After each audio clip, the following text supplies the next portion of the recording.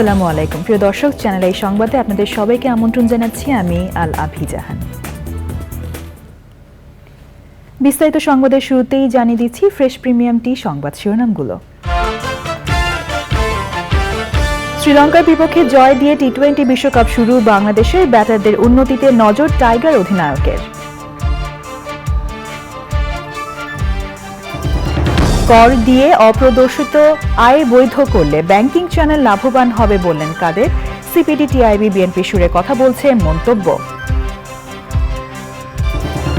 টাঙ্গাইলের পাহাড় কাঞ্চনপুর বিমান ঘাঁটি এয়ার ভাইস মার্শাল সুলতান মাহমুদ বীর উত্তমের নামে নামকরণ, মুক্তিযুদ্ধে কিলো ফ্লাইটের নেতৃত্বের প্রতি সম্মাননা। এবং নরসিংদীতে পোশাক ব্যবসায়ীর গরুর খামারে বিনিয়োগ, কোরবানি ঘিরে বাণিজ্য শুরু হলেও লক্ষ্য মাংসের আন্তর্জাতিক বাজার।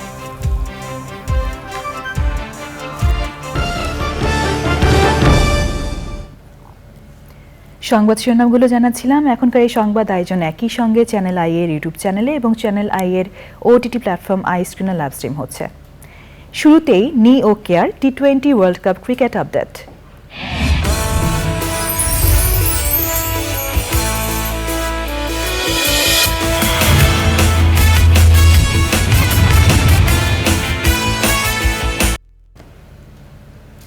মাহমুদুল্লাহ রিয়াদের ফিনিশিংয়ে জয় দিয়ে টি-20 বিশ্বকাপ অভিযান শুরু করল বাংলাদেশ ক্রিকেট দল। ডি গ্রুপে শ্রীলঙ্কার বিপক্ষে নিজেদের প্রথম ম্যাচে 2 উইকেটের জয় পেয়েছে টিম টাইগার্স। মোস্তাফিজ এবং ম্যাচ সেরা রিশাদ সমান 3 উইকেট নিয়ে লঙ্কানদের 124 রানে আটকে দেন। তবে টপ ও লোয়ার অর্ডারে নিয়মিত বিরতিতে উইকেট হারিয়ে সহজ জয়কে কঠিন করে তোলেন টাইগার ব্যাটাররা। আদিল আহমেদ শানের report. Chanaka, full toss, friendly full toss, 6 runs, that's a gimme, 6 off the first ball, the second last over. টি-20 বিশ্বকাপে 125 রানের মামুলি টার্গেট তাড়া করতে নেমে টাইগার ব্যাটারদের ঘাম ঝরিয়েছেন শ্রীলঙ্কান বোলাররা। লঙ্কান পেসার নুয়ান থুসারা 4 উইকেট নিয়েও শেষ পর্যন্ত জয় আটকাতে পারেনি বাংলাদেশের। মাহমুদুল্লাহ রিয়াদের দুর্দান্ত ফিনিশিংয়ে সুপার 8-এর লক্ষ্যে জয় দিয়ে আসর শুরু লাল সবুজদের। Goodness gracious me, what a finish. There it is. Look at the celebrations from Bangladesh. What a win that is for Bangladesh. They have not been ডালাসের প্রেরি ভিউ ক্রিকেট কমপ্লেক্সে টস হেরে bat করতে নেমে tiger বোলারদের উপর ছড়ি ঘোরাতে থাকেন 2 লঙ্কান ওপেনার কুশাল মেন্ডিস ও পাথুম নিশাঙ্কা। কুশাল মেন্ডিসকে ফিরিয়ে ব্রেক থ্রু আনেন ইনজুরি থেকে ফেরা তাসকিন। দ্রুত রান তোলায় ব্যস্ত লঙ্কানরা 70 রানে হারায় 3 উইকেট। দলীয় 100 রান তোলার পর আসালঙ্কা এবং লঙ্কান অধিনায়ক ওয়ানিন্দু হাসারাঙ্গাকে ফিরিয়ে হ্যাটট্রিকের সম্ভাবনা জাগিয়ে তোলেন লেগ স্পিনার রিশাদ হোসেন। 22 রানে 3 উইকেট নিয়ে ক্যারিয়ার সেরা বোলিং রিশাদের। শেষ দিকে কাটার মাস্টার মুস্তাফিজও পেয়েছেন 3টি উইকেট। টাইগারদের নিয়ন্ত্রিত বোলিংয়ে 9 উইকেটে 124 রানে থামে লঙ্কানরা। প্রথম 10 ওভারে 74 রান করে শ্রীলঙ্কা, শেষ 10 ওভারে তুলেছে মাত্র 50 রান। জবাবে 27 রানে 3 টপ অর্ডার সৌম্য, তানজিদ তামিম ও নাজমুল শান্তকে হারিয়ে চাপে পড়ে বাংলাদেশ। চতুর্থ উইকেটে লিটন ও তৌহিদ হৃদয়ের 63 রানের পার্টনারশিপে বিপর্যয় কাটায় হেড কোচ হাতুরু সিংহের দল। 40 রানের হৃদয় থামলেও রান খোঁড়ায় ভোগা লিটন 1 ছক্কা ও 2 বাউন্ডারিতে খেলেন 36 রানের ইনিংস।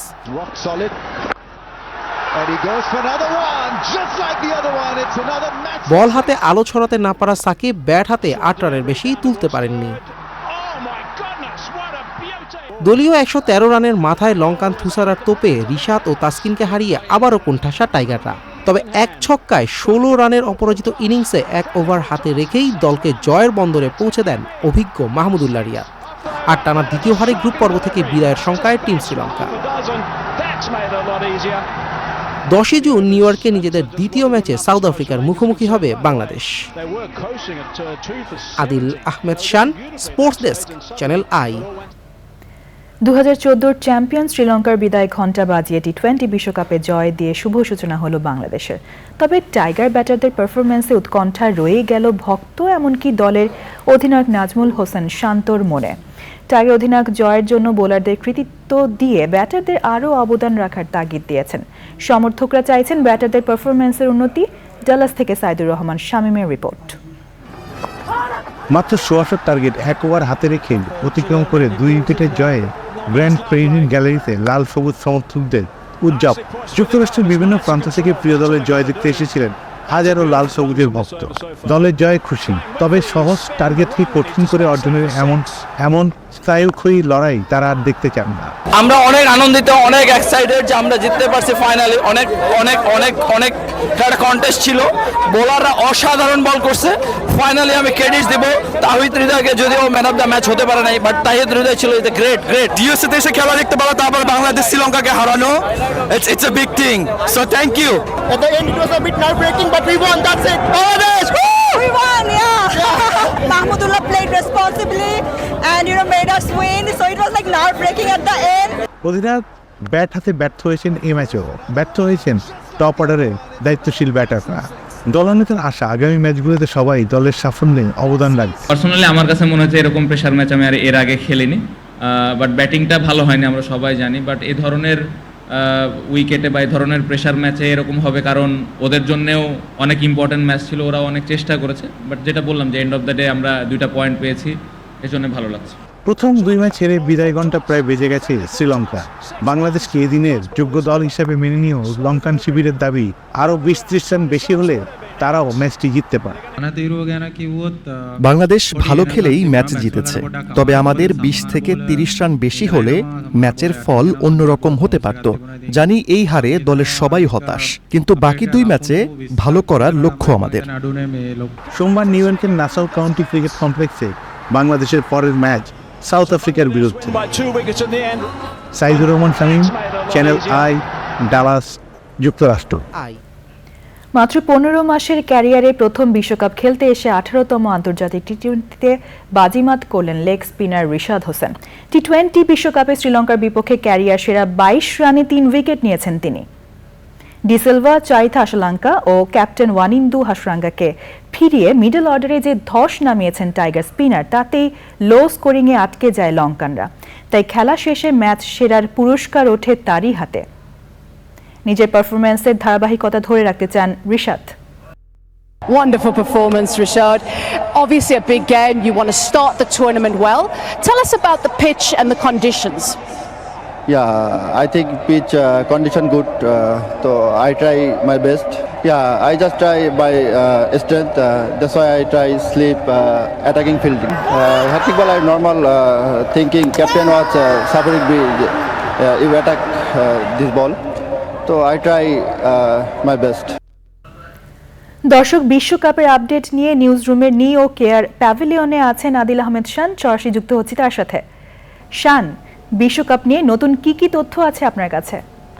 আমি ধন্যবাদ আপনাকে। আর বিশ্বকাপ নিয়ে নতুন তথ্য বলতে আসলে এখন বাংলাদেশের জয়ের পর উচ্ছ্বাসে ভাসছে বাংলাদেশে থাকা সমর্থক, এবং নিউ ইয়র্কের যে আশেপাশে যে কাউন্টিগুলো আছে সেখানে আসলে দর্শকরা খুবই উচ্ছ্বাসে ভাসছেন। এবং পরবর্তী ম্যাচ হচ্ছে নিউ ইয়র্কে সাউথ আফ্রিকার বিপক্ষে, এবং সেই ম্যাচটা দেখার জন্য অনেকে মুখিয়ে আছেন তারা, এবং বাংলাদেশ দলের সঙ্গে তারা দেখা করতে পারবেন কিভাবে সেই খবরটি নেওয়ার জন্য সুদূর আমেরিকা থেকে কিন্তু ফোন আসছে বেশ কয়েকবার, এবং সেই ফোনের মাধ্যমে আমরা জানিয়েছি অনেকগুলো প্রোটোকল আছে আইসিসির মাধ্যমে, তারা চাইলেই দেখা করতে পারবে না। তবে টিম ম্যানেজমেন্টের সাথে যোগাযোগ করলে তারা আসলে প্রবাসী বেশ কিছু একটা আয়োজন করে হয়তো ক্রিকেটারদের নিয়ে দেখা করতে পারবে, তবে সেটা এখন নয়, অবশ্যই ম্যাচের পরে। আর দর্শক, আপনাদেরকে জানিয়ে রেখে আজকের ম্যাচে কিন্তু সাকিব আল হাসান ভারতের ক্রিকেটার রোহিত শর্মার পর নবম ক্রিকেটার হিসেবে দ্বিতীয় আর কি, সে যৌথভাবে আর কি রোহিত শর্মার পর সাকিব আল হাসান তৃতীয় ক্রিকেটার যে কিনা এই নবম বিশ্বকাপ তিনি খেলছেন, সবচেয়ে বেশি রেকর্ড এটা। আর অন্যদিকে যদি আসলে বলি, এই গ্রুপে আয়ারল্যান্ডকে হারিয়ে বিশ্বকাপের আজকে প্রথম জয় পেয়েছে প্রথমবারের মতো বিশ্বকাপ খেলতে আসা কানাডা। রাতে অস্ট্রেলিয়া ইংল্যান্ডের ম্যাচ, যেটা এসে যে 2 দল খুবই উল্লাস থাকবে, এবং আগামীকাল ভারত পাকিস্তানের ম্যাচ আছে রাতে, সেটাও নিশ্চয়ই উপমহাদেশের ক্রিকেট প্রেমীরা দেখতে ভুল করবে না। তো এই ছিল আমার কাছে নিউজ রুমের প্যাভিলিয়ন থেকে সর্বশেষ। ধন্যবাদ শান, টি-20 বিশ্বকাপের সবশেষ তথ্য আমাদের জানিয়ে দেওয়ার জন্য। টি-20 বিশ্বকাপে নেদারল্যান্ডসের বিপক্ষে আজ রাত 8:30টায় মাঠে নামবে সাউথ আফ্রিকা। নিজেদের প্রথম ম্যাচে শ্রীলঙ্কার বিপক্ষে দাপুটে জয় দিয়ে বিশ্বকাপ শুরু করা প্রোটিয়ারা দুর্দান্ত ছন্দে আছে। এদিকে নেপালের বিপক্ষে জয় দিয়ে বিশ্বকাপ শুরু করা নেদারল্যান্ডসও আছে ভালো অবস্থায়। অন্য ম্যাচে রাত 11টায় মুখোমুখি হবে 2 শক্তিশালী প্রতিপক্ষ অস্ট্রেলিয়া ও ডিফেন্ডিং চ্যাম্পিয়ন ইংল্যান্ড। বৃষ্টির কারণে স্কটল্যান্ডের বিপক্ষে প্রথম ম্যাচ ড্র হওয়ায় পয়েন্ট ভাগাভাগি হয়েছে ইংল্যান্ডের, আর ওমানের বিপক্ষে জয় দিয়ে বিশ্বকাপ শুরু করেছে অস্ট্রেলিয়া।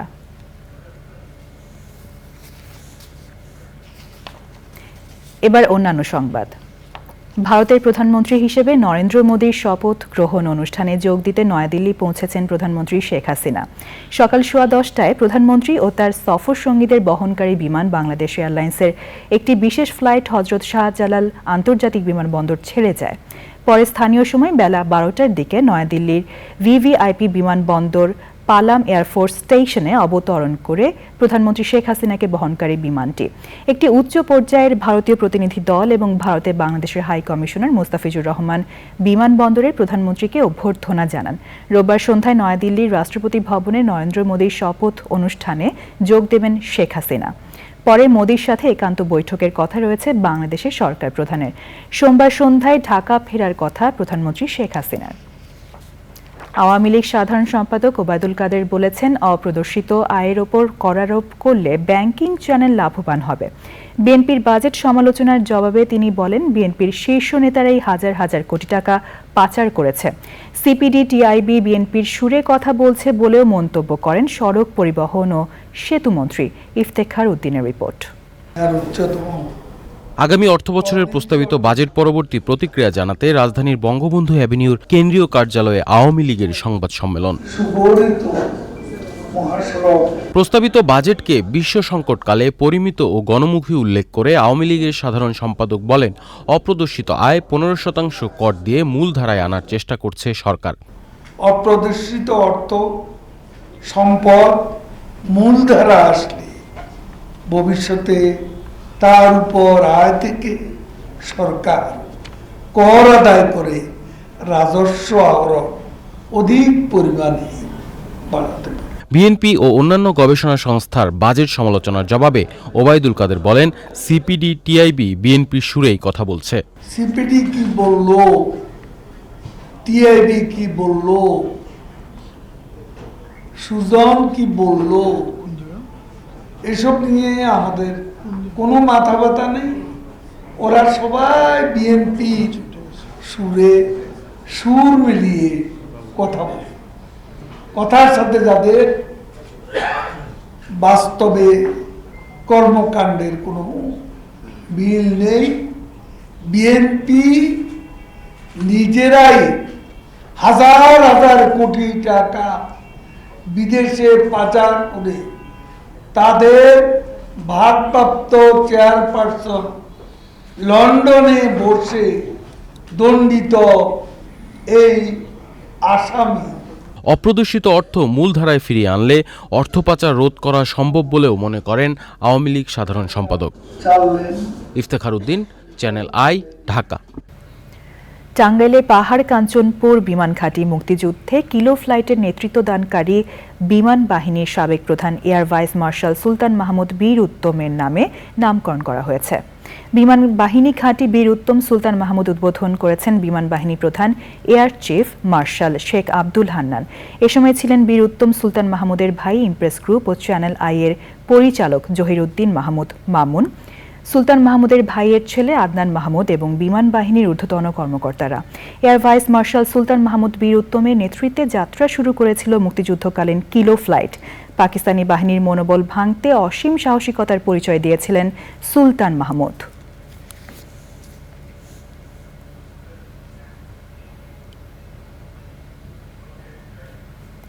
নরসিংদী জেলার পলাশে তৈরি পোশাক ব্যবসায়ী ইসাদ চৌধুরী বিনিয়োগ করেছেন গরুর খামারে।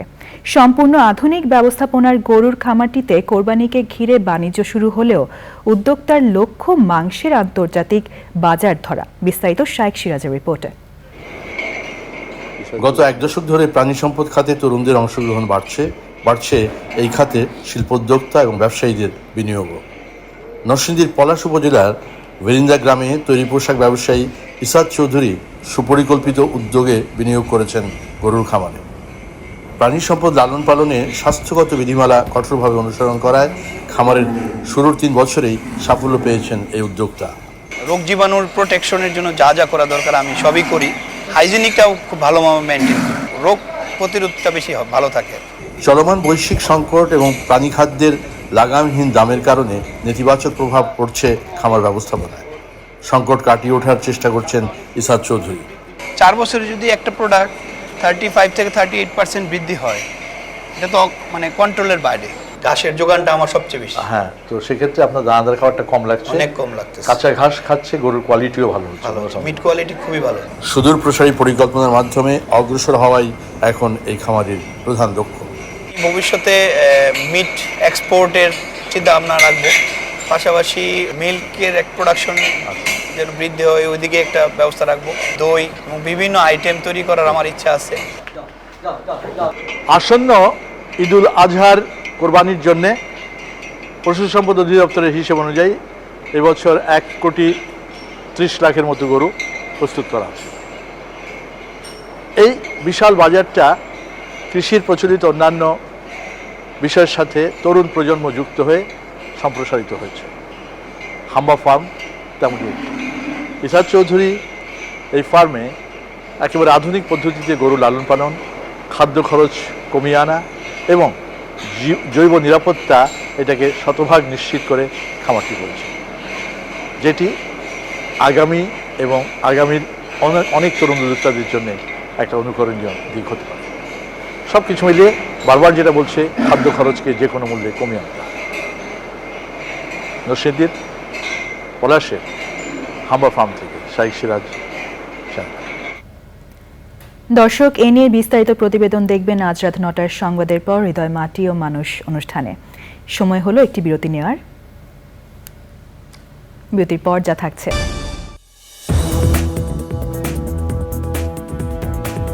বিরতির পর আবারও আমন্ত্রণ জানাচ্ছি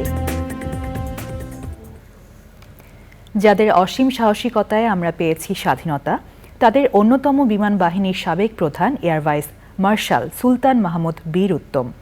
মুক্তিযুদ্ধে কিলো ফ্লাইটের নেতৃত্বদানকারী এই বীর মুক্তিযোদ্ধার প্রতি সম্মান জানিয়ে টাঙ্গাইলের পাহাড় কাঞ্চনপুর বিমান ঘাঁটির নতুন নামকরণ করা হয়েছে বীর উত্তম সুলতান মাহমুদ বিমান ঘাঁটি। মুক্তিযুদ্ধে বিশেষ অবদানের জন্য স্বাধীনতা পদক পেয়েছেন নির্ভীক এই যোদ্ধা। মুক্তিযুদ্ধের এই বীর সেনানীর কথা জানাচ্ছেন শাকের আদনান। 1944 সালে ছাগলনাইয়া উপজেলার নিজকুঞ্জরা মজলিস নানাবাড়িতে জন্মগ্রহণ করেন সুলতান মাহমুদ। পৈতৃক বাড়ি ফেনীর দাগনভূঞা উপজেলায়। তার বাবার নাম নুরুল হুদা এবং মায়ের নাম আঙ্কুরেন নেসা। স্বাধীনতা যুদ্ধে অসীম সাহসিকতার জন্য বাংলাদেশ সরকার বীর উত্তম খেতাব প্রদান করে তাকে। মুক্তিযুদ্ধে বিশেষ অবদানের জন্য 2018 সালে পান স্বাধীনতা পদক। সুলতান মাহমুদের স্ত্রীর নাম ফেরদৌসারা মাহমুদ। তাদের এক মেয়ে ও এক ছেলে। 3 ভাইয়ের অন্য দুজন কামাল মাহমুদ এবং জহিরুদ্দিন মাহমুদ মামুন। সুলতান মাহমুদ 1962-র 1 জুলাই বিমান বাহিনীর জিডি পাইলট হিসেবে সে সময়ের পাকিস্তান মিলিটারি একাডেমি থেকে কমিশন লাভ করেন। 1971 সালে মহান মুক্তিযুদ্ধে 2 নম্বর সেক্টর ও পরবর্তীতে সেক্টর 1-এর কমান্ডিং অফিসার হিসেবে গুরুত্বপূর্ণ ভূমিকা পালন করেন সেই সময়ের স্কোয়াড্রন লিডার সুলতান মাহমুদ। 71-এর 28 সেপ্টেম্বর ভারতের নাগাল্যান্ডের বিমান ঘাঁটিতে গঠন করা হয় বাংলাদেশ বিমান বাহিনীর প্রথম কিলো ফ্লাইট। 10 জন পাইলট, 67 জন টেকনিশিয়ান, একটি এলোয়েড 3 হেলিকপ্টার, একটি অটার ও একটি ডিসি 3D ডকোডা উড়োজাহাজ নিয়ে যাত্রা শুরু। প্রশিক্ষণ চলে 2 মাস। কিলো ফ্লাইটের নেতৃত্ব দিয়েছিলেন সুলতান মাহমুদ। 1971-এর 3 ডিসেম্বর প্রথম অভিযানে ভারতের শৈলশহর বিমানঘাঁটি থেকে মাঝরাতে অত্যন্ত সাহসিকতার সাথে বাংলার আকাশসীমায় প্রবেশ করে সফল অভিযান পরিচালনা করেন কিলো ফ্লাইটের সদস্যরা। নারায়ণগঞ্জের গোদনাইল তেলের ডিপোতে সফল আঘাত হানে স্কোয়াড্রন লিডার সুলতান মাহমুদ ও ফ্লাইট লেফটেন্যান্ট বদরুল আলমের নেতৃত্বে একটি এলোয়েড হেলিকপ্টার। পাকিস্তানি বাহিনীর মনোবল ভাঙতে অসীম সাহসিকতার পরিচয় দিয়েছিলেন সুলতান মাহমুদ। Shakir Adnan, channel I, Dhaka. এবার নিটোল টাটা কৃষি সংবাদ।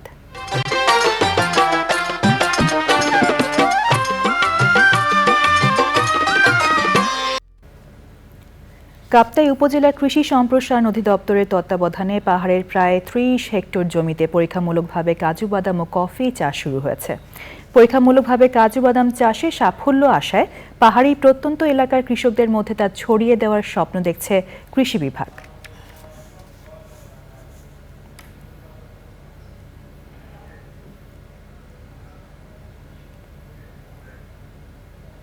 এবার প্রকৃতি সংবাদ।